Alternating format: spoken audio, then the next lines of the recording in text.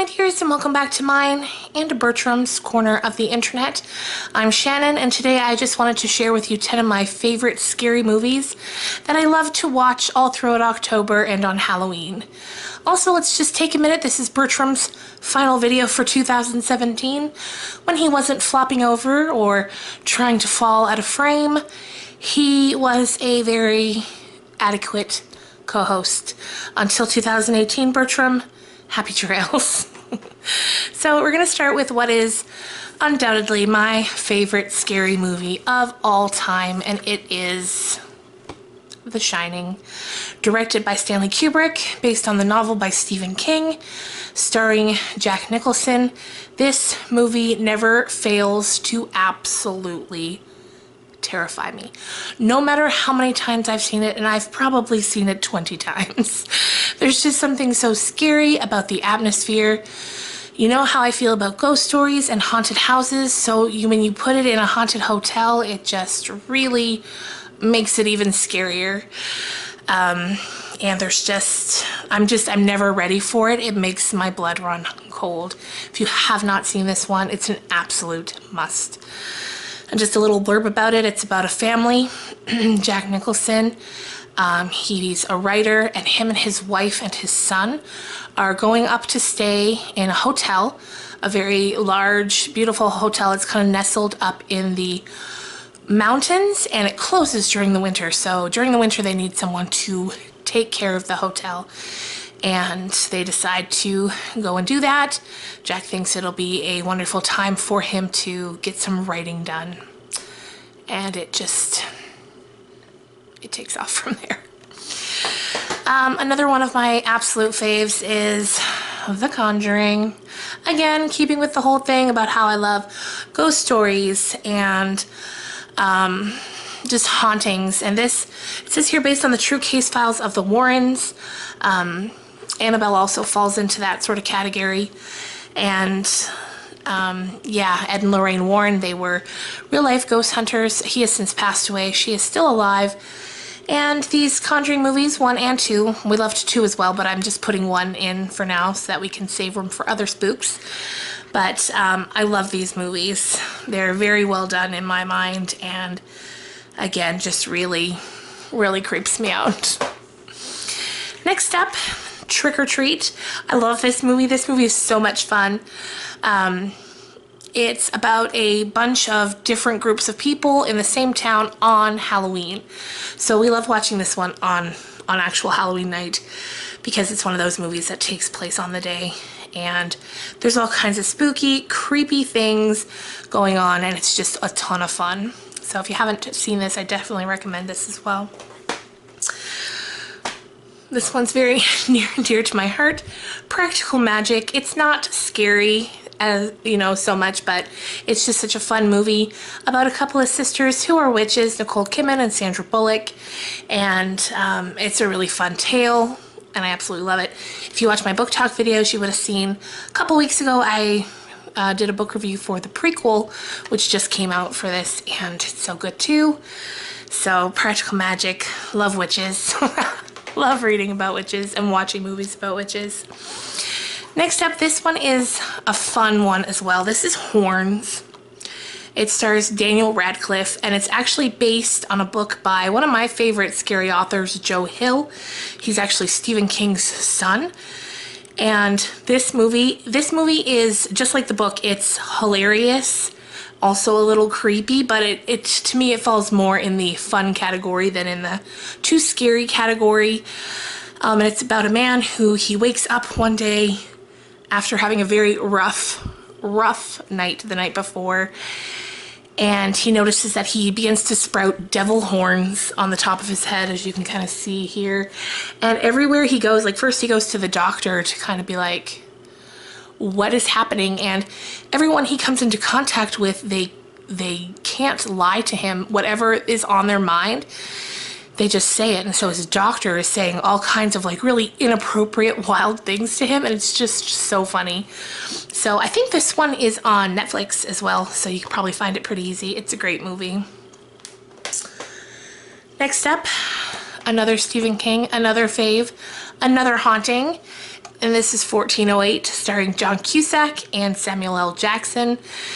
Again, I love this movie so much. This movie is basically John Cusack alone in a hotel room for like close to 2 hours. He's a writer, because so many of Stephen King's books are about writers and films. So he's a writer. His daughter passed away a few years ago. Back then, he used to write just normal novels. He never really became, super famous for it, but he had a bit of a following. After she dies, he becomes obsessed with finding out if there's an afterlife. And so he sort of shifts the focus of the books he writes, and he starts writing about staying in haunted rooms in hotels. And so 1408 is the room in the hotel that he is staying. He's read it's one of the most haunted hotels in the world. It's in the Dolphin Hotel, and so he goes to 1408. And despite many years of trying to find any, proof of the supernatural, he does in a big way in 1408. This has to be one of my favorites, if not my favorite, Stephen King adaptations. Obviously, The Shining. The thing about The Shining is it strays very far from the book. It's loosely based on it. The heart of it's still there, but a lot was changed. Whereas this one is almost word for word. It's based on a short story, and it's almost word for word the same. It's such a great adaptation, and if you haven't seen it, I recommend it. Next up, again with the Stephen King. I didn't even realize I had picked so many. This is Carrie, a classic, and this is the Sissy Spacek, John Travolta version, not the new one. I haven't seen the new one, although I've heard it's not bad. It's just, can anybody really be Carrie other than Sissy Spacek? I can't even imagine it. I don't want to see it. It's a Brian De Palma film, of course, and it's just classic. If you haven't seen it, go and check it out. It's about a young girl who is bullied and sort of traumatized in high school. She's got a mom that's got more than a few screws loose, and she discovers that she has some supernatural powers, and she uses them to get back at her, her bullies and her oppressors, as it were. Next up, another just fun movie, Hocus Pocus, another classic. You can't go wrong. More Witch Sisters. I love it. I'm sure you've seen it. If you haven't, definitely look for it. I know around this time of year you can usually find this at Walmart for like $5. And it's a lot of fun. If you love Halloween themed movies, this is more of a Halloween movie than a scary movie. Definitely check that one out. Now the final two, one is actually a series, a season of a series, and another is not really, this one isn't really scary, nor is it Halloween themed, but it just gives you those sort of spooky vibes, but it's perfect for all year round. I have been watching this movie since I was 5 years old, and that is Labyrinth, starring David Bowie and Jennifer Connelly.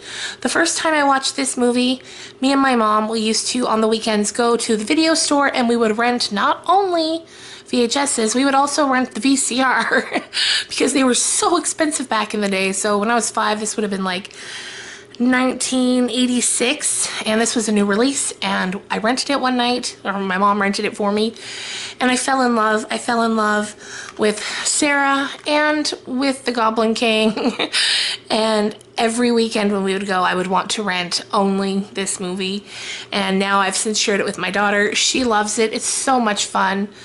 Definitely recommend if you haven't seen it. And the season of TV that I wanted to recommend is the first ever season of American Horror Story. If you have not seen this season of American Horror Story, it's come to be known as Murder House because each of the seasons have a theme. So this, of course, was the first one, so it didn't really have a name. It was just American Horror Story. But as the years have gone on, it's been called Murder House, and it's just my favorite season. It takes place again in a haunted house. Are you even surprised at this point? But yes, it's a haunted house story. There are different ghosts living in the house. We learn all about their backstory as a new family comes to live in the house. And it's scary. It'll also hit you in the feelings a little bit from time to time. But I love all the seasons of American Horror Story, some more than others, but this is my #1 by far season. So there you have it, you guys. I hope you've enjoyed this video. I hope you've enjoyed all the scary book talks and the Halloween haul and all the other Halloween bits and bobs throughout the season. I really had a lot of fun sharing them with you. I'm going to see you guys on Wednesday with another video, and until then, I hope you have a great week. Bye, guys.